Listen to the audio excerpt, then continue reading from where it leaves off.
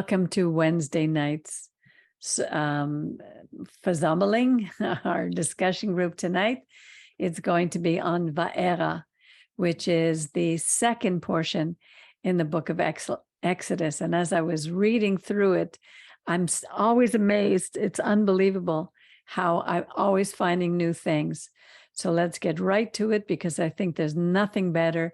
We can discuss all we want from here to eternity, but there's nothing like reading it right from the source.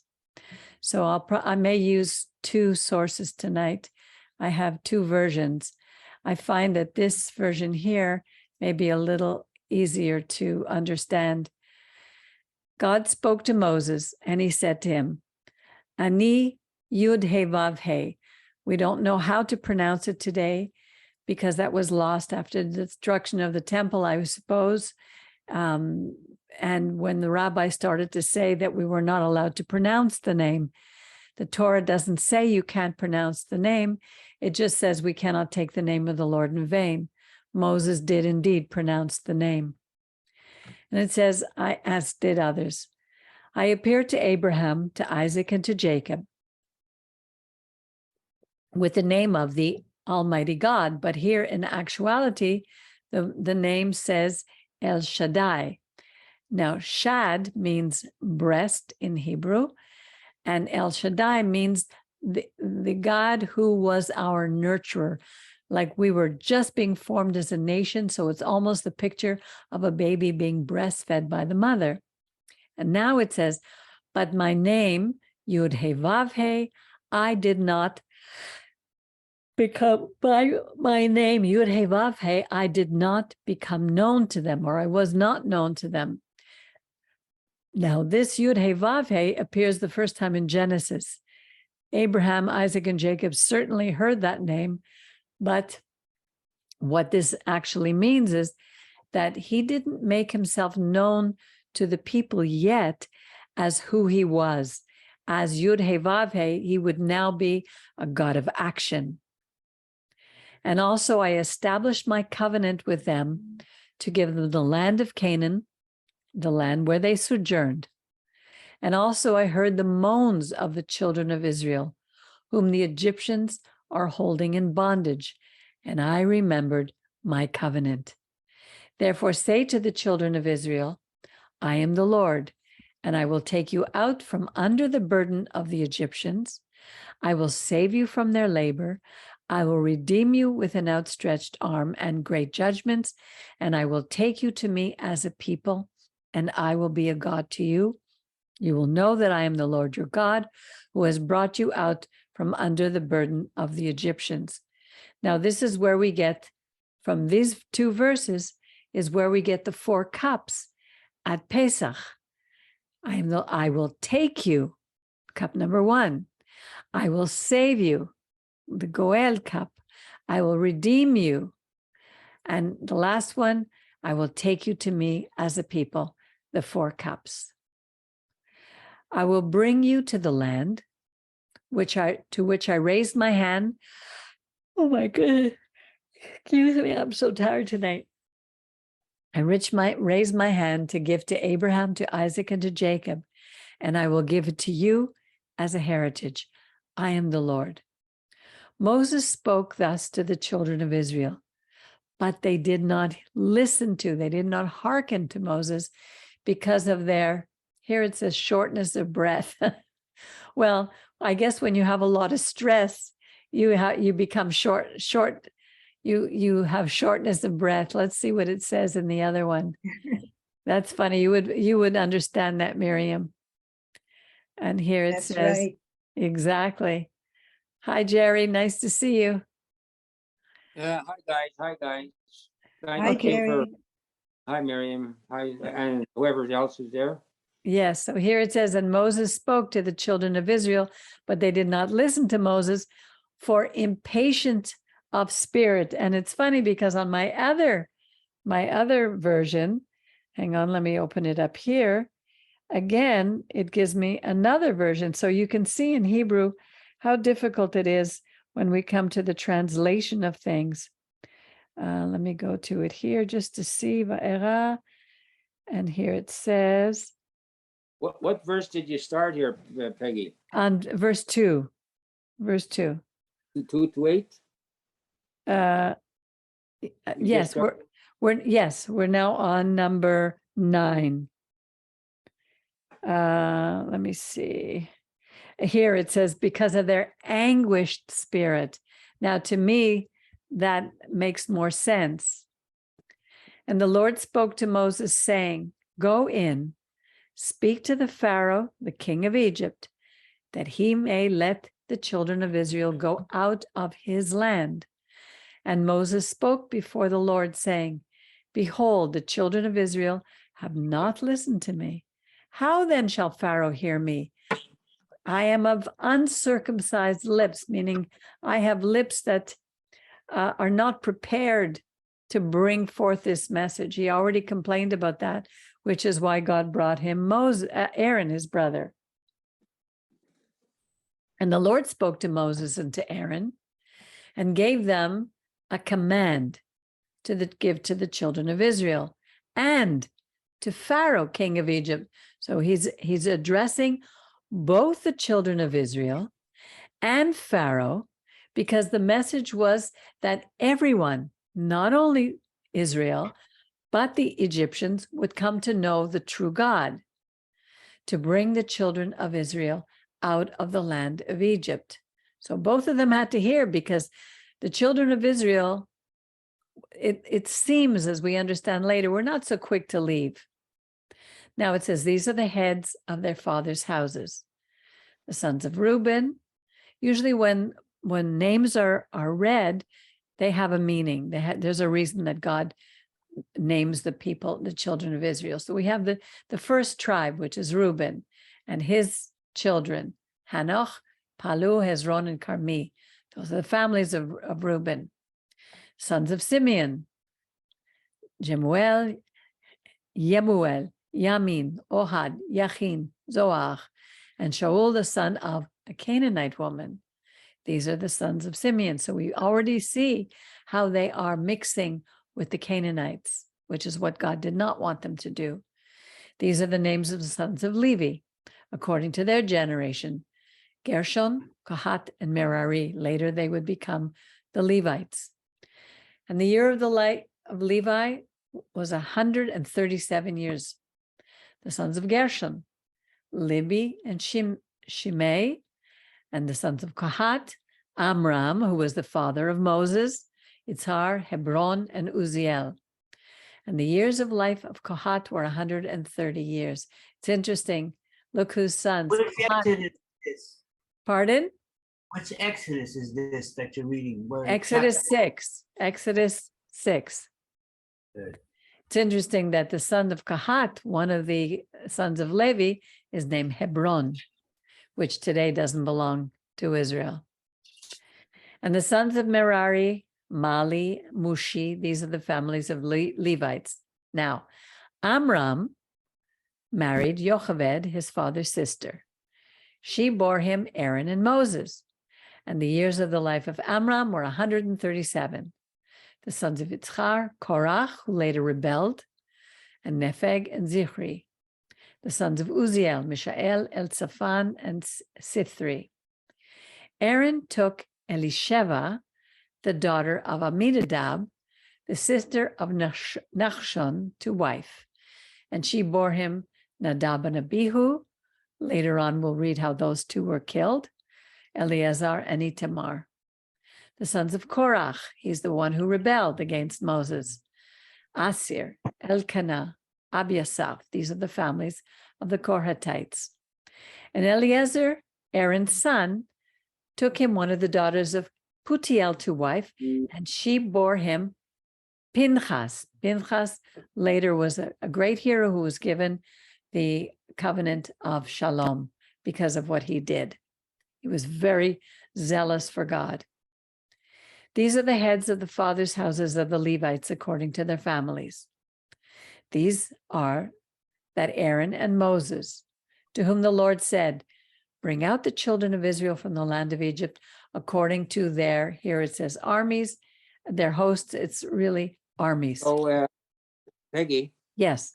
you you mentioned we have a question, we should do it right at the time, eh? Mhm. Absolutely. So Pinchas, he was in the line, but so he became a Kohen, a priest, Yes.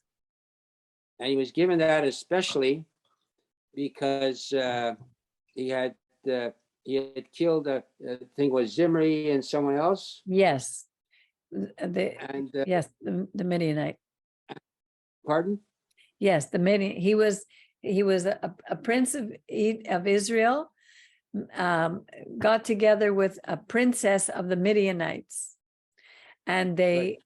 yeah, go ahead.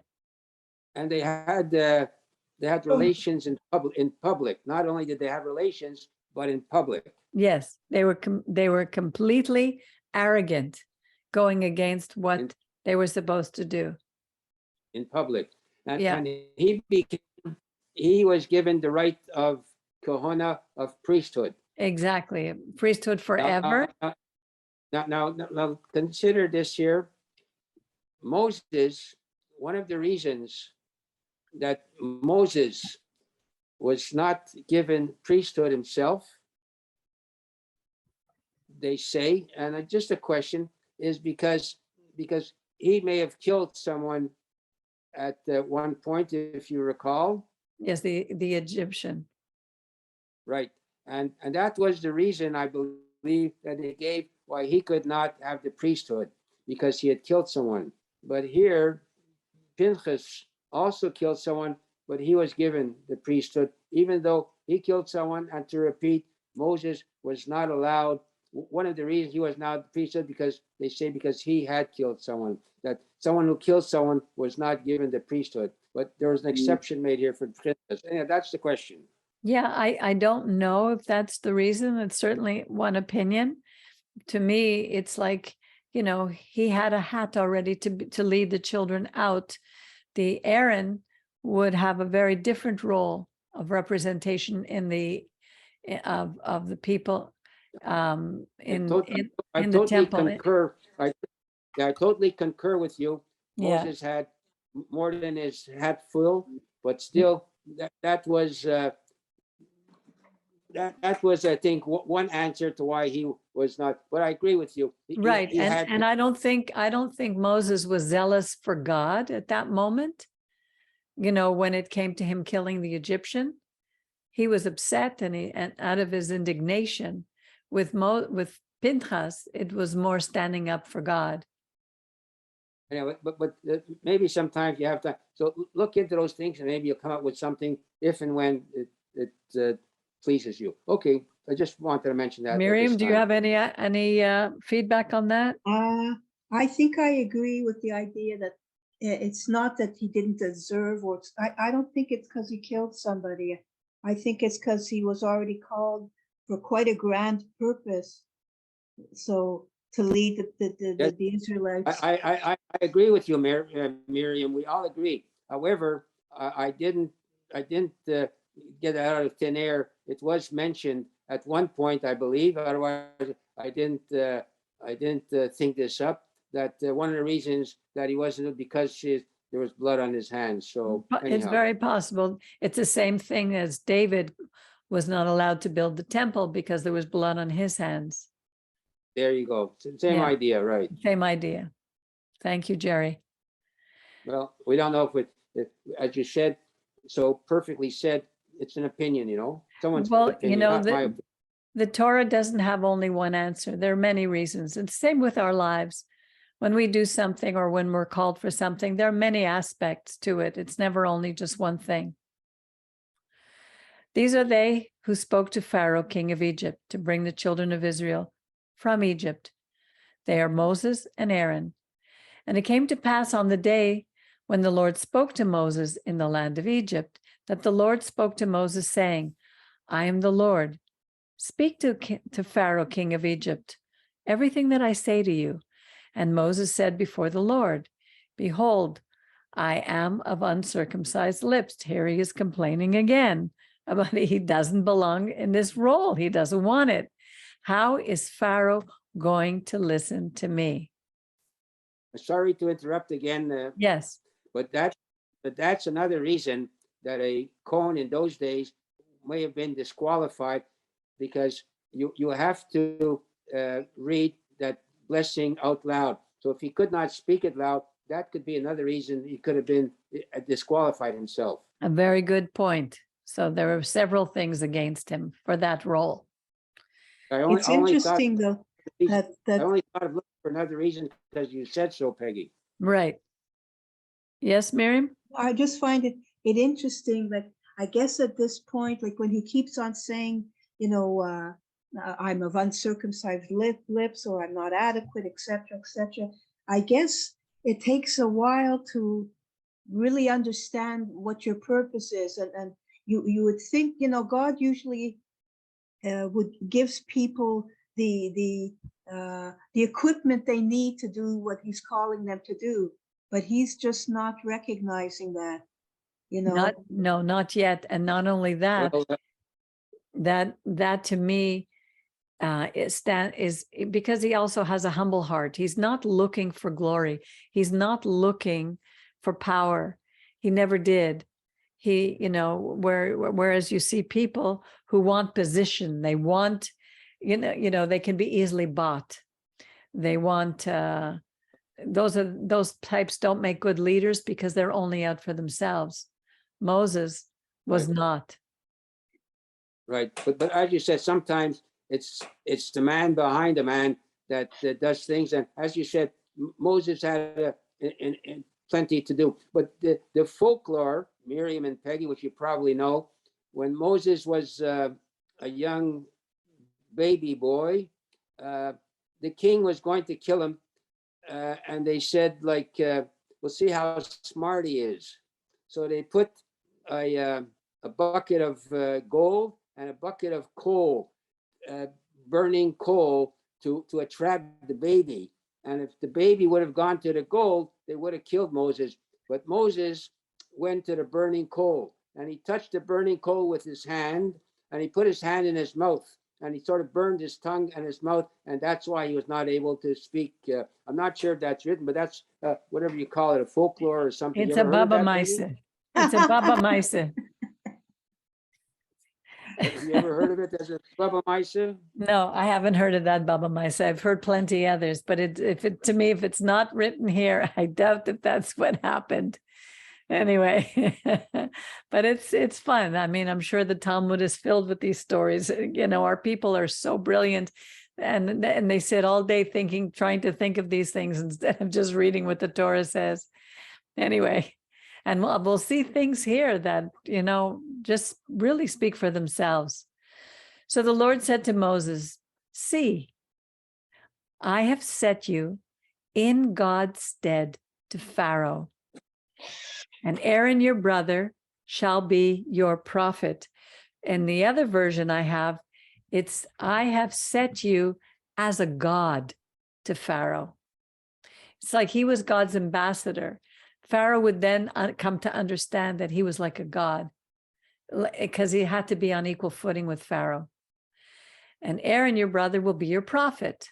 So this is like the father and the prophet, and his prophet. Anyway, "You shall speak all that I command you, and Aaron, your brother, shall speak to Pharaoh, that he let the people of Israel go out of this land. And I will harden Pharaoh's heart." Now, I noticed that there were 3 words for hardened. One was what we use here. It's kashe.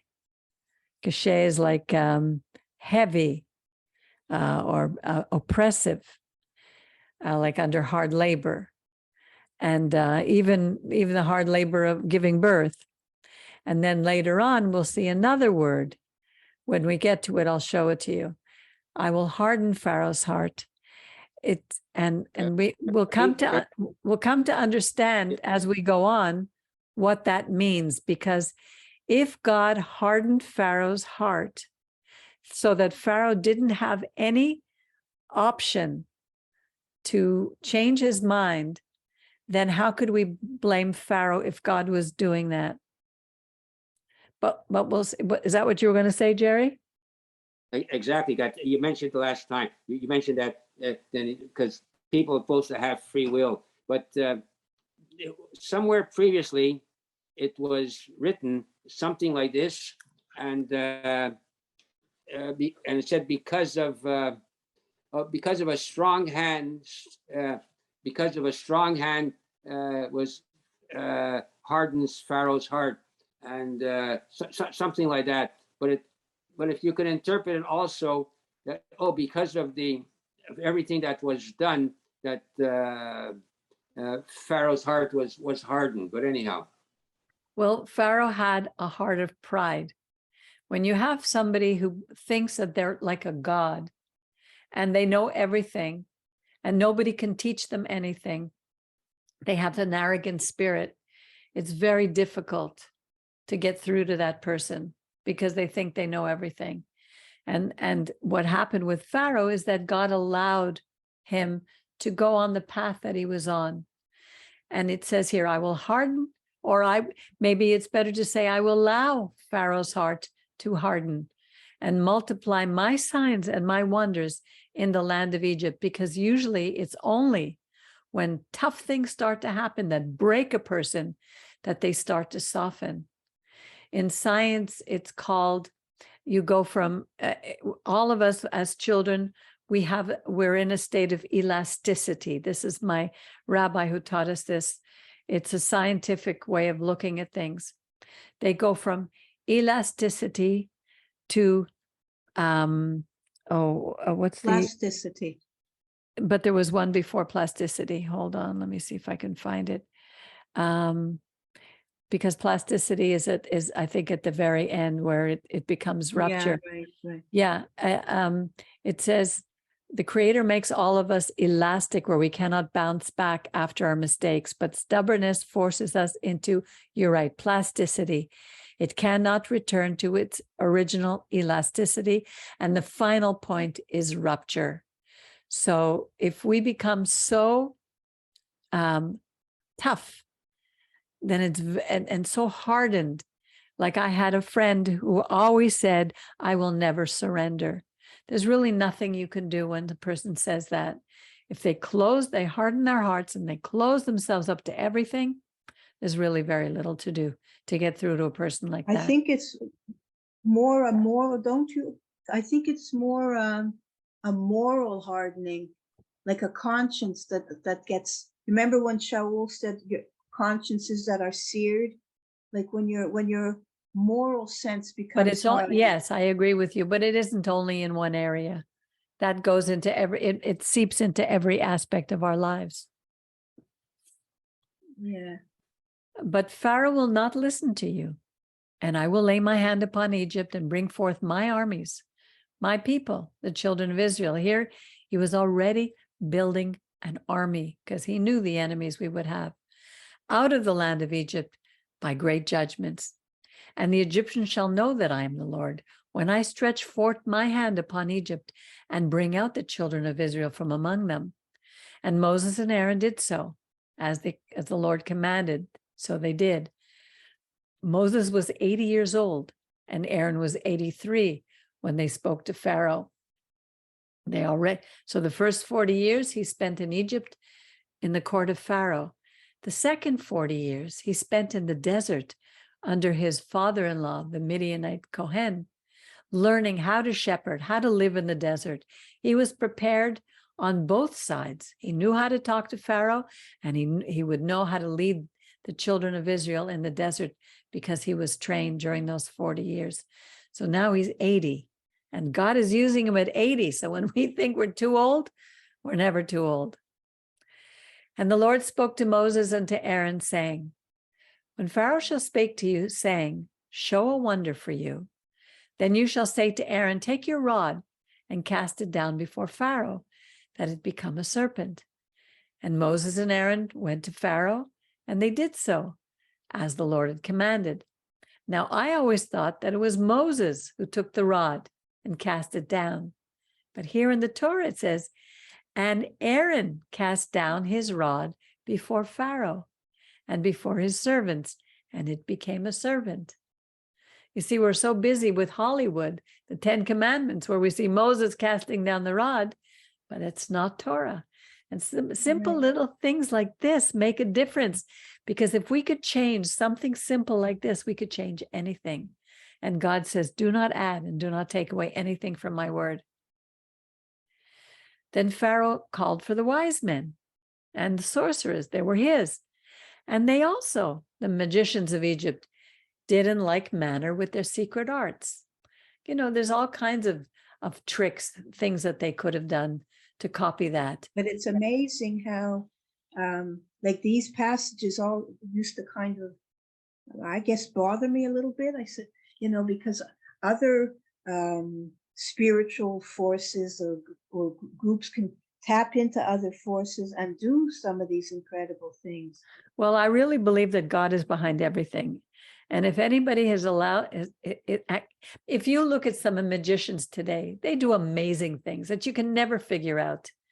So who knows, maybe they had a snake that looked like a rod and was put in a state of a trance. And then they cast it down and became a serpent. Who knows? They were magicians. I've seen amazing things that magicians can do. And, you know, we think that, these are coming from demonic forces. We don't know that, because God is in control of everything. But Aaron's rod swallowed up their rods. So he's showing God is in control. And Pharaoh's heart was hardened because he saw his magicians do the same thing. So he didn't listen to them as the Lord had said.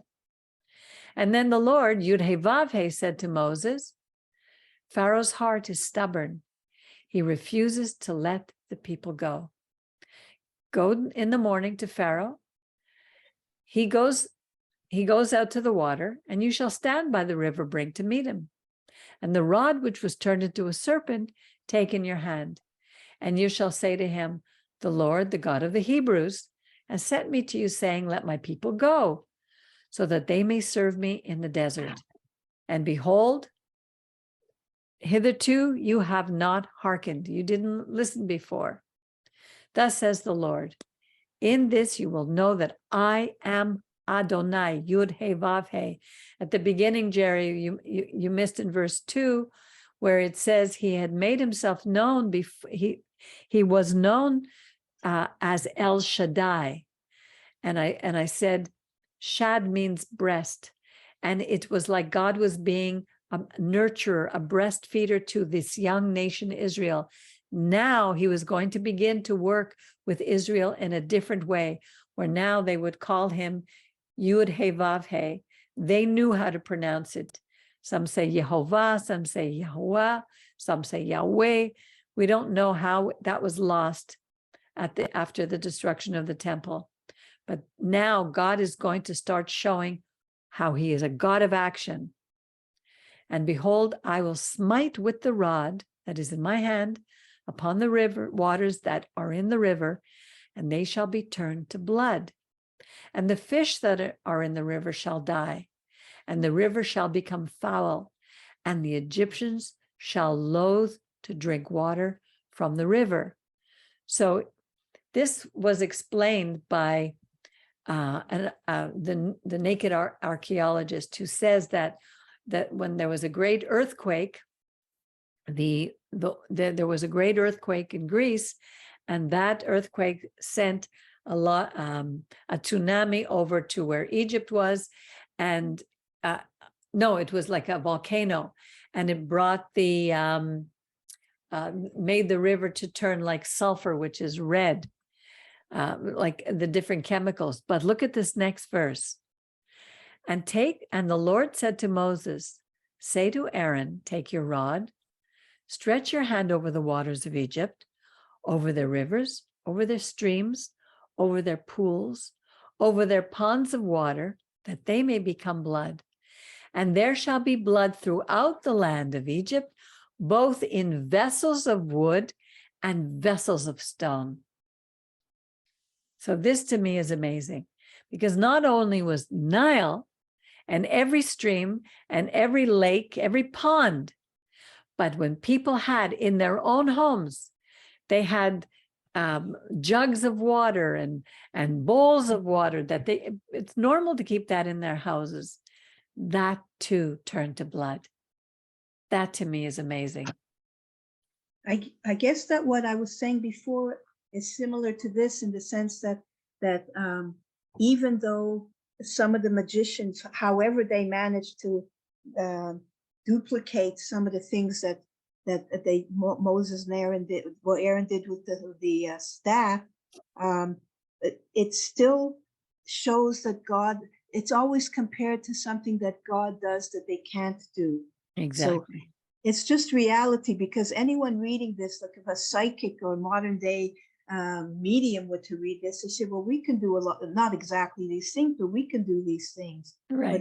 But they can't do what God does. Right. And there's no way that we can explain it, no Right. matter how hard we try, archaeologically speaking. Right. Moses and Aaron did so as the Lord commanded.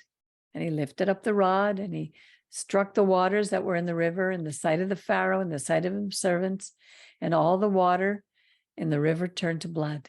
And the fish in the river died, and it became foul. And the Egyptians couldn't drink water from the river. And the blood was throughout all the land of Egypt. I just want to make a notation here, Peggy. Yes. The fact that if we could explain things archaeologically or whichever scientifically does not detract from this year. I believe that God likes to do things within nature. Yes, I agree with you. Exactly. I agree. So if you can explain that something happened and it was through nature, like if he split the waters in the red in the sea, whatever, he did it with the wind, but it's still within nature, but it's still using natural forces and stuff. Yes.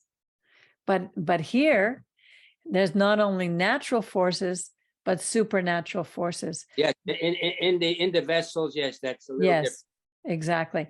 And this here, to me, answers a question that Miriam and I were talking about before, which we'll get to soon. It says, and the blood was throughout all the land of Egypt, which included, for me, the Goshen, which was in Egypt. So that means, the question arises, did the children of Israel also experience this, that that their water was also turned to blood? And the magicians, I think we read somewhere that it was not. well, we'll go a little further and then we'll talk about this again. And the magicians of Egypt did in like manner with their secret arts. So Pharaoh's heart was hardened. He still became harder, and he didn't listen to them, as the Lord had told them. And Pharaoh turned and went into his house. Neither did he lay even this to heart. He didn't even think about it. And all the Egyptians had to dig around the river for water to drink, because they couldn't drink the water from the river. This river, the Nile, was a god to the Egyptians. And here the God of Israel was beginning to show the Egyptians that their God had nothing in comparison to him as the God of the universe. And 7 days were fulfilled. After that, the Lord had smitten the river. The Lord spoke to Moses, go to Pharaoh and say to him, thus says the Lord, let my people go, that they may serve me. And if you refuse to let them go, I will strike all your borders with frogs. And the river shall swarm with frogs, which shall go up and come into your house and into your bedrooms and into your beds and in the house of your servants and on your people and your ovens and in your kneading troughs. And the frog shall come up both upon thee, upon your people, upon all your servants. So there would be frogs here, frogs there, frogs everywhere. The frogs were also a god in Egypt. The Lord said to Moses, say to Aaron, stretch forth your hand with your rod over the rivers, over the canals, over the pools, and cause frogs to come up upon the land of Egypt. Now they say that this could be a natural phenomenon, because if the waters were turned to blood or turned to that reddish color filled with all kinds of gases, the frogs would naturally jump out. And Aaron stretched out his hand over the waters of Egypt, and the frogs jumped out, covered the land of Egypt. again, covered the whole land of Egypt. So did the children of Israel experience frogs as well? Because remember, it said before at the beginning of that, the 6th chapter, that God would be showing himself not only to Pharaoh, but also to the Israelites. The magicians did the same thing with their secret arts and brought frogs out of the land of Egypt upon the land of Egypt. Then Pharaoh called for Moses and Aaron and said, beg the Lord that he take away the frogs from me and from my people, and I will let the people go that they may sacrifice to the Lord. So he's saying to Yud He Vav He, he is acknowledging that he exists at this point. And Moses says to Pharaoh, do you have this power over me? Against what time shall I beg for you and for your servants, for your people, that the frogs be destroyed from you and your houses and remain in the river only? And he said, against tomorrow. And he said, be it according to your word, that you may know that there is none like the Lord our God. And the frogs shall leave from your houses, from your servants, from your people, and remain in the river only. Moses and Aaron went out from Pharaoh. Moses cried to the Lord about the frogs which he had brought upon Pharaoh, and the Lord did according to the word of Moses. The frogs died out of the houses, out of the courts, out of the fields, and they gathered them together in heaps, and the land stank. Ugh, I can't imagine what that was like. And when Pharaoh saw that there was respite, he had a rest, he hardened his heart. How many people do you know like that? There are people who get on a plane and all of a sudden the plane is shaking and they beg God, please, if you just save me, I'll do this, this, this, and this. And then everything is fine. And then as soon as they get off the plane, they forget. I think we all do that, but Every- later in this extent. And he hardened his heart and he did not listen to them as the Lord had told them. And Lord said to Moses, say to Aaron, stretch out your rod, touch the dust of the earth, strike it that it may become fleas throughout all the land of Egypt. And they did so. And Aaron stretched out his hand with his rod and smote the dust of the earth, and there were gnats. Is that flies? Was the third one flies? What was gnats? Let me just... Well, you said fleas before, and I figured gnats were similar to fleas, but it Yeah. said gnats before. Yeah, it says gnats. That's our flies. Gnats are flies. Thank you, Brian. All the dust of the earth became flies throughout all the land of Egypt. And the magicians did so with their secret arts to bring forth flies, but they could not. And there were flies upon man and upon beast. Then the magician said to Pharaoh, this is the finger of God. So here they knew that this God was a power to be reckoned with. But Pharaoh's heart was still hard, and he didn't listen to them, as the Lord had said. And the Lord said to Moses, get up early in the morning and stand before Pharaoh.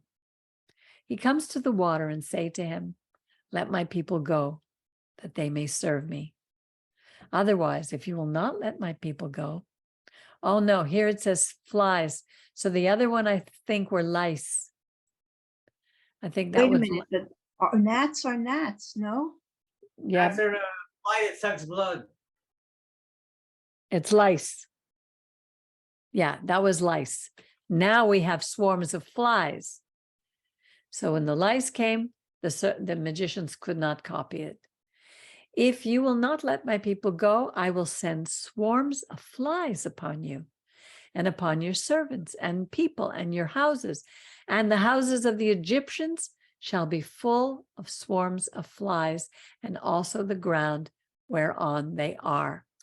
Now, this is where my question, what you were talking before, it says here, Jerry, and I will set apart in that day the land of Goshen. Oh, okay, I forgot that it's so far into the plagues that it happened. Yeah, it's the fourth one where he says, I will set apart in that day the land of Goshen. So, in which my people dwell, that no swarm of flies shall be there, to the end that you may know that I am the Lord in the midst of the earth. So, according to several rabbis, they say that the Israelites did experience the first three. Some say no, some say yes. Well, one day we'll get to ask him. And I will put a division between my people and your people by tomorrow. Shall this ot? This is going to be a sign. This is pretty clear. This is really a sign. But Yeah, isn't this answering the question? it seems to me it was very 'Cause clear. I can't remember, but when the plagues first start, is there anything saying that they're only going to be against the Egyptians? No, it says it was the whole, all of Egypt, But right from the beginning? right from the beginning. Remember, Well, let's you go just back. pointed it out, yeah. So, Yeah, I pointed it out that it says it was under, it covered all the land of Egypt. wow. So to me, it's pretty clear. It that seems it's to be only clear. later that it's separated. They Yeah. separated. I will set apart in that day the land of Goshen. And we It- don't know really how much time there is between each plague. No, we don't know. So it could be, According to some rabbis, according to our rabbi, it took place, these took over a year. it could have even been longer than that. It's very possible. Mm. And I will put a division. I mean, imagine all these frogs. How long could it have taken them to clean them all up? They didn't have trucks. Yeah, I think it could have been years. Yeah, we don't know how long it took. Yeah, We'll have to see. Maybe later it'll tell us, because here Moses is 80. Maybe we'll Right. see. Maybe Yeah, it'll say right. how old he is when they left. right. And the Lord did so. And there became grievous swarms of flies into the house of Pharaoh and into his servants' houses. Oh, I would go nuts. And into all the land of Egypt, the land was ruined by reason of the swarms of flies. And Pharaoh called for Moses and for Aaron and said, go, sacrifice to the Lord your God in the land, in the land, meaning don't leave, but do it here. Well, I wonder what it says. There's a number 1 after land. No, that's a Oh, yeah, okay. yeah. And Moses said, it's not a good thing for us to do it in the land, for we shall sacrifice their shepherds, which were an abomination to the Egyptians. So if we're sacrificing the abomination of Egyptians before their eyes, will they not stone us? What do you mean like a sheep are their gods, right? Exactly. Okay. Remember, the Egyptians would not eat with the Hebrews because Right. they ate sheep. Right. And this was one of their gods. Right. We will go 3 days' journey into the wilderness, into the desert, Bamidbar, and we will make the offerings to the Lord our God as he shall command us.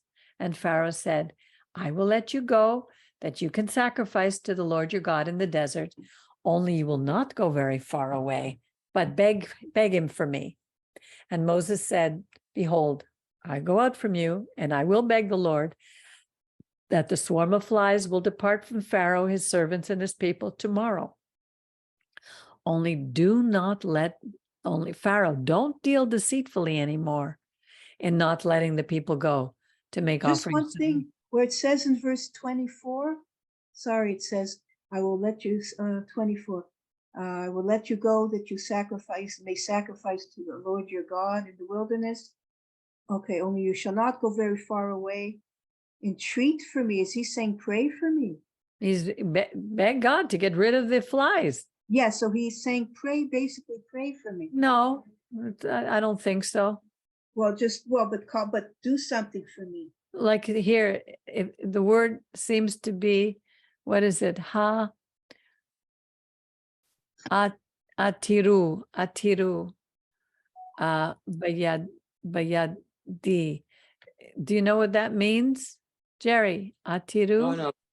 Entreat I know.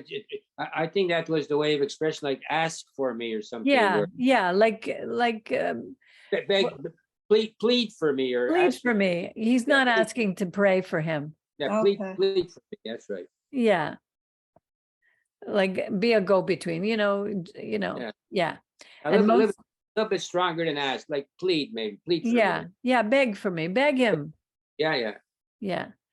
And Moses said, yeah, and then he said, don't be deceitful, because first he said sacrifice in the land. Now he's saying don't go far. The next thing you'll see what he says.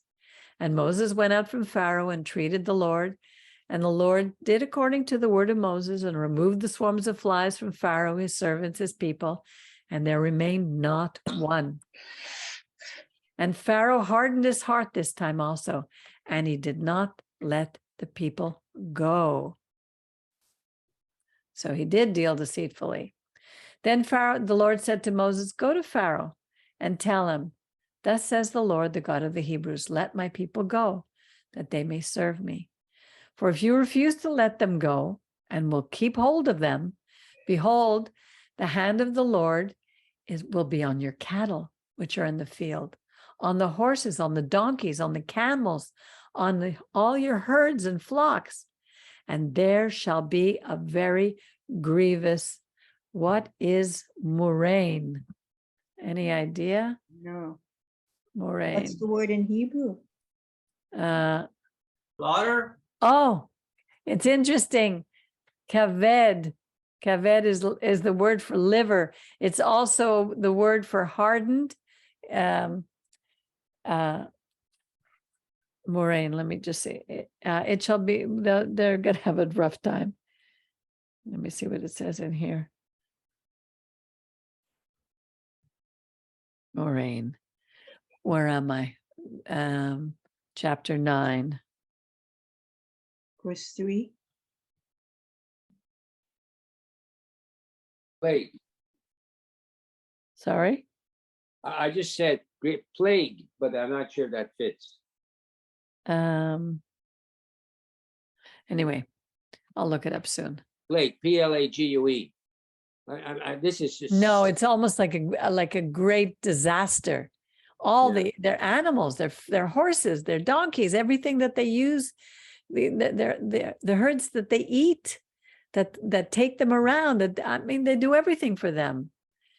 And the Lord shall make a division between the cattle of Israel and the cattle of Egypt. And none of the cattle, none of any of it belonging to the children of Israel shall die.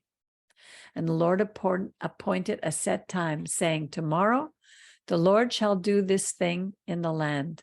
See, this is the main difference also with the magicians who could do some of these plague, whatever, with their magic. But it's the timing. Here they do it, they can do some to one land and some to another land and at a certain time, like almost on command. Yes. Like who knows how they do their magic. I don't think they could always do it. Yeah. Let me see. It comes under the general heading also, Peggy. Yeah. Like the 10 plagues that they put on to Egypt. So that's where I got the word plague from, Yeah, let me see what it says here. Just see what a second meaning for plague is. I don't have my other thing.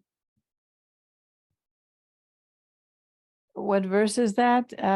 Moraine 3. But the Lord will make a distinction between the livestock and the. Look up the English for define plague. 3, verse 3. The land of the Lord. The hand of the Lord will strike them with a deadly pestilence. Your livestock in the field, the horses, the donkeys, the cattle, the herds, and the flocks. It doesn't even say that. So a pestilence. Well, pestilence could look up plague, the definition of plague, Peggy, if you have it. The definition of a plague. Yeah. Might not be the first line, but maybe it's.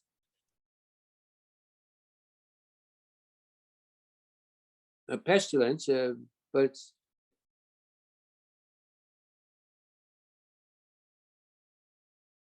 Moraine is an infectious disease. oh, Yeah, it's also a plague, an epidemic. where did it say that plague? I don't see that. Pardon? Is it written plague there? Yeah, Yeah, it's written plague, written plague, plague. epidemic. Okay. Exactly. So Okay. you were right. You were right. Yeah. Okay, let me get back here. All right. No, not you. You. Okay, where were we? Okay. And the Lord shall make a division between the cattle of Israel. Okay. And the Lord did that thing on the morrow, the next day, and all the cattle of Egypt died. Can It's you off the imagine? screen. So Can you imagine? The English is a little off the screen. The English is off the screen Yeah, you have to put it back towards the middle a little bit. like The that. English to the middle. Move it over to the left. Okay, that's it. Okay. But the cattle of the children of Israel did not die. I mean, I can't even begin to imagine what that land looked like. What a nightmare. And Pharaoh sent, and behold, there was not so much as one of the cattle of the Israelites dead. Huh. I guess this is partly the answer, because here if it were just presumed that the plagues did not hit Goshen, they wouldn't have to mention that there was a Exactly. separation. Exactly. Yes, they did hit it at the beginning. Yeah. But the heart, because they also, they were forgetting the God of Abraham, Isaac, and Jacob. He had to reintroduce himself to them, to his own people. Right. But the heart of Pharaoh was stubborn, and he did not let the people go. And the Lord said to Moses and to Aaron, take a handful of soot from the furnace. Let Moses throw it up in the air, heavenward, in the sight of Pharaoh, and it shall become small dust over all the land of Egypt, and boils shall break forth upon men and beasts throughout all the land of Egypt. And they took the soot of the furnace and stood before Pharaoh and threw it up heavenward. Oh, I'd love to be able to do that. And become a boil breaking forth with blains, whatever that means. Oh, this old English is going to make me crazy. Anyway, the magicians could not stand before Moses because of the boils, for the boils were upon the magicians and upon all the Egyptians. And the Lord hardened the heart of Pharaoh, and he did not listen to them. Can you imagine even now, as the Lord had told Moses. And the Lord said to Moses, rise up early in the morning and stand before Pharaoh and say to him, this is what the Lord says, the God of the Hebrews, let my people go that they may serve me. For I will this time send all my plagues upon thy person, upon your people, and upon your servants and your people. Oh, here, upon yourself, all my plagues, that you may know that there is none like me in all the earth. Surely now I had put forth my hand and had smitten you and your people with pestilence, and you have been cut off from the earth. But in the very deed for this cause have I made you to stand, to show you my power, that my name may be declared throughout all the earth. And I am looking forward to that day that his name will be declared through all the earth. But look what it's going to take. Wow. Amen. And yet you exalt yourself against my people, and you will not let them go. Behold, tomorrow about this time, I will cause it to rain a very grievous hail, such has not yet been seen in Egypt since the day it was founded right till now. Now, therefore, take your cattle inside and all that you have in the field, for every man and beast that shall be found in the field shall not be brought home. And shall not be brought home, the hail shall come upon them, and they shall die. Now, look at this. Those who feared the word of the Lord, now already the Egyptians, there were Egyptians who are seeing now, among the servants of the Pharaoh, made his servants and his cattle flee into the house. So there were those who were already listening, and they were already beginning to obey God. Because God said, Moses told them, you get inside the house, take your cattle inside the house and hide there because there's a hail coming. So those who feared the word of the Lord did it. And he who did not obey the word of the Lord left his servants and his cattle in the field. They regarded not the word of the Lord. They didn't care. They didn't believe him. And the Lord said to Moses, stretch forth your hand toward the heaven so that there may be hail in all the land of Egypt upon man, upon beast, upon every herb of the field throughout the land of Egypt. And Moses stretched forth his rod toward heaven, and the Lord sent thunder and hail, and fire ran down unto the earth. And the Lord caused hail upon the land of Egypt. Now, I've seen hail in documentaries that fire was in the hail. It was amazing. So that there was hail and fire flashing up amidst the hail, very grievous, such as not been in the land of Egypt since it became a nation. And the hail smote throughout all the land of Egypt, all that was in the field, both man and beast. The hail ate up every herb of the field and broke every tree of the field. Only in the land of Goshen, where the children of Israel were, was there no hail. And Pharaoh sent and called for Moses and Aaron and said to them, he's admitting it, I've sinned this time. The Lord is righteous. I and my people are wicked. Beg the Lord and let there be enough of these mighty thunderings and hails, and I will let you go and you will stay no longer. And Moses said to him, as soon as I'm gone out of the city, I will spread forth my hand, and the thunders will cease, and neither shall be any more hail, so that you may know that the earth is the Lord's. But as for you and your servants, I know that you will not fear the Lord God. And the flax and the barley were smitten, for the barley was in the ear and the flax was in bloom. Those were the early crop. The later crop was the wheat and the spelt. They were not smitten, for they would ripen later. And Moses went out of the city from Pharaoh and spread his hands to the Lord. And the thunder and hail ceased, and the rain was not poured upon the earth. When Pharaoh saw that the rain and the hail and the thunder stopped, he sinned again, and he hardened his heart, he and his servants.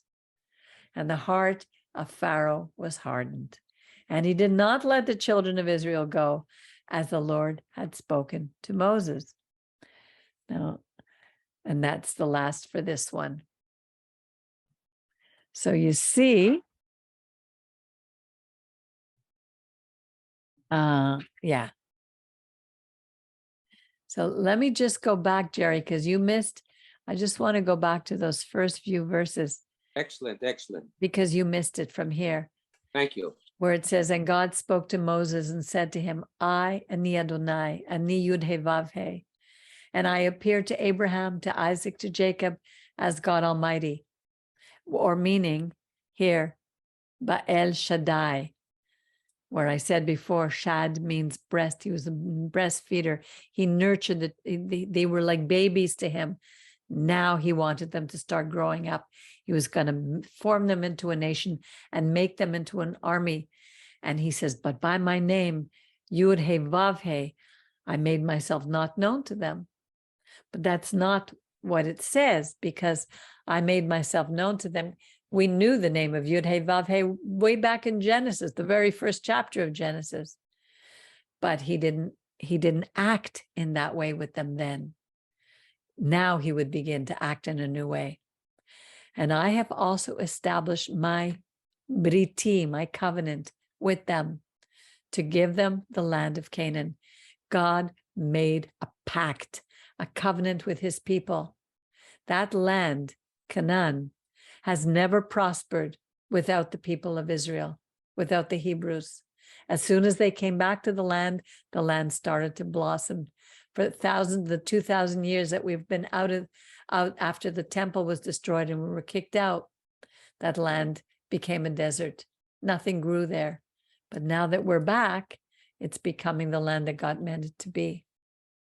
Very fantastic point, Peggy. Very fantastic point. The other thing, which you mentioned, Hashem in Genesis, that was his name, but previously, he just didn't make it known to everyone. So there's no contradiction that was his name in Genesis, but now he made it known. Yes, but they, even Abraham, Isaac, and Jacob knew that name. They knew it. Did he used the Yod? He used the same name with them? Yes. It was used before. Yud Hey Vav Hey. Sure. Okay. When we would read it, we would see it. I'd have to go and do to show you. But if you want to do a little research on your own, you can find out where it is. But the idea, it's never, things are not always literal. But what he was beginning to show, that this God, this aspect of Yud He Vav He was no longer, it's like, remember, I think it was Rabbi Shaul said that we have to stop drinking milk. We need to start growing up. Well, it's like us in our own lives. Yes. And moreover, I have heard the groaning of the children of Israel, whom the Egyptians keep in bondage, and I have remembered my covenant. It's not that he forgot his covenant, but the time was not right, and now it's right. Now he had prepared his leader, Moses, because before then they had no leader. Wherefore, say unto the children of Israel, I am the Lord, Ani Yud He Vav He. And here's where we get the 4 cups at the Pesach Seder. I will bring you out from under the burdens of the Egyptians. I will deliver you from their bondage. I will redeem you with an outstretched arm. 3rd cup. I will take you to me for a people, and I will be to you a God. Imagine when this happens in the final, in the last days, in the end times, when he will finally deliver us. And you shall know that I am the Lord your God, who brought you out from under the burdens of the Egyptians. And I will bring you into the land which I lifted up my hand to give to Abraham, Isaac, and Jacob, and I will give it to you as an inheritance. It's your heritage. I am the Lord. Doesn't matter who says that the land doesn't belong to us. Our God says that it does. And now we just, it's almost like we're going to have to go through in these days, these coming days, very similar circumstances to what we went through in Egypt. You know, we have world leaders today. You know, the World Economic Forum is run by this man named Klaus Schwab. And all these leaders, these liberal leaders, including Trudeau and many leaders from around the world, are going and meeting there, and they're deciding who's going to, what they're going to be doing with this planet. They're hypocrites, and they're not interested at all in preserving the planet. What they want is to destroy a lot of people and take a lot of power. They are the pharaohs of the world, and we see them in many forms, many sizes, and all over the world. A great group of pharaohs who are fighting against the mighty God. And we know who wins in the end. This is an important read, Peggy. It really is. Important. And you know somebody who can sing, Go Down. When Israel was in Egypt land, let my people go. oppressed so hard we could not stand. Let my people go. Go down, Moses. Way down in Egypt land, tell old Pharaoh, let my people go. Thus saith the Lord, bold Moses said, let my people go. if not, I'll smite your firstborn dead. Let my people go. Go down, Moses, Way down. way down in Egypt land. You tell old Pharaoh, you better let my people go. Thus saith the Lord, bold Moses said, let my people go. if not, I'll strike your firstborn toit. Let my people go. Go down, Jerry. Way Go down to the down. Middle East. You tell those Michiganers they better let our people alone. Oh. Tell old Pharaoh, Oh. let my people go. You know what's the importance of my singing, Peggy? Yes. Makes you look better. That's funny. Well, we all need to look better. You know, all good things, not all, many good things, unfortunately, come from the positive, come from negatives. You know, it's unbelievable. Like poems and songs, they all sort of, they had to have a little disaster. People are not happy enough to be happy with what they have. They have to. Can you explain that a little bit more? Well, it seems to be, if you look at the cycles of the world throughout our history, it's always been the same. We go, well, if I look at our own people, our Hebrews, our Jewish people, we were kicked out of Egypt. We were kicked out of our land. The reason we were kicked out of our land, we were disobedient to our God. He warned us. So we go to a new land, and for a while we prosper. We build, we work hard, we take positions of power. The people really appreciate what we've brought to their land. And then we grow fat. We grow too comfortable. Everything is, we have everything. And we start kvetching. I don't have enough of this, and I don't have enough of that. And it's like we stop remembering how we were so appreciative in the beginning when we were working so hard to build and to make. Because I remember it happened to me too. And it's so easy for that to happen. All of a sudden you have everything and you're so comfortable. Then the children are spoiled. They have everything. They never had to work for anything. It's all been handed to them on a silver platter.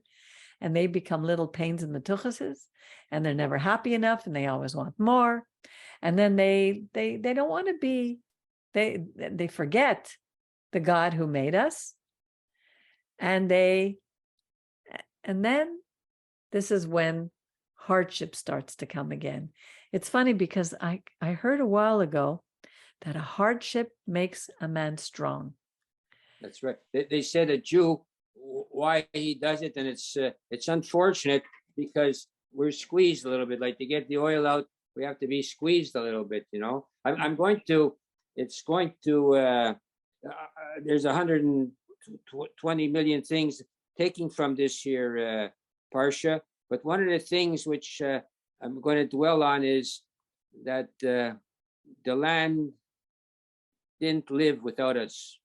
That No. that concept is fantastic. Yeah. I'm just reminding you before we sign off. You wanted a bracha last week. You asked me to do it, so I'm just reminding you when you're ready. Yes. When you're ready.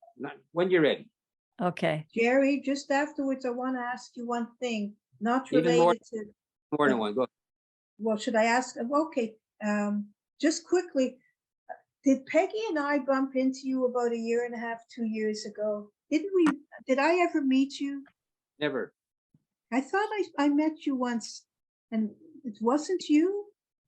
You know, I want to tell you something. After a while,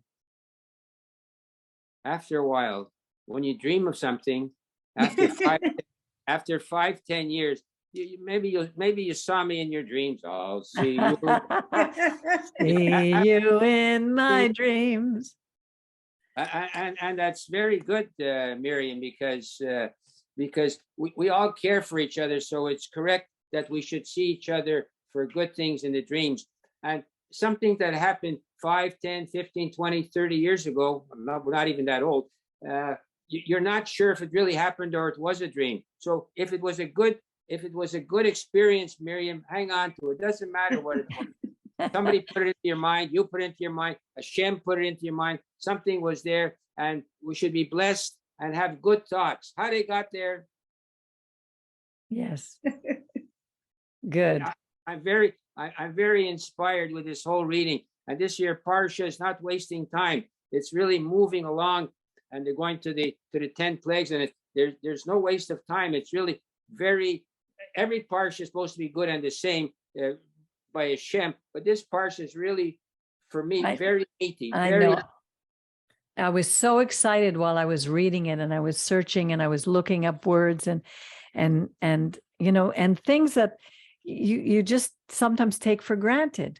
Like, it wasn't Moses who threw down the rod; it was Aaron. You know, it was Aaron, and you know, the 3 words for strengthen: chazak, kashe, and kaved, like, and that the Israelites were only set apart after in the 4th plague. And there were just so many things that we think are in there but are not. We have to read the Torah. Yeah, Miriam, not to leave it go. So that good experience, where did we bump into each other? Was it a good experience? I thought Peggy and I were out for a walk. Well, let's just do the prayer, because this is something that we can talk about afterwards. The world doesn't have to hear this particular part of our conversation. All right, so let's just close here. So the other thing is, before you do a prayer or before you do a mitzvah, I'm just telling you why I do certain things. Before you do a mitzvah, you're supposed to say a blessing. So that's why I did it previously, but I didn't give you the reasons before. I did it anyhow, but now I'm giving you the reasons why I did it. So there's a prayer that goes before, and there's a prayer that goes after. So I'm going to read this prayer in English. If you want Hebrew in the future, Peggy, I'll do it in Hebrew as well. But we'll do it. Mind you, maybe I'll do it in Hebrew afterwards, because these prayers, the Aaronic, the Kohanic prayers, are supposed to be said aloud and in the Hebrew tongue. So I'm going to read you the English, and I'll read the Hebrew prayer. Okay. Blessed art thou, Lord our God, King of the universe, who has sanctified Kohanim with the holiness of Aaron, and has commanded Kohanim to bless thy people Israel with love. Amen.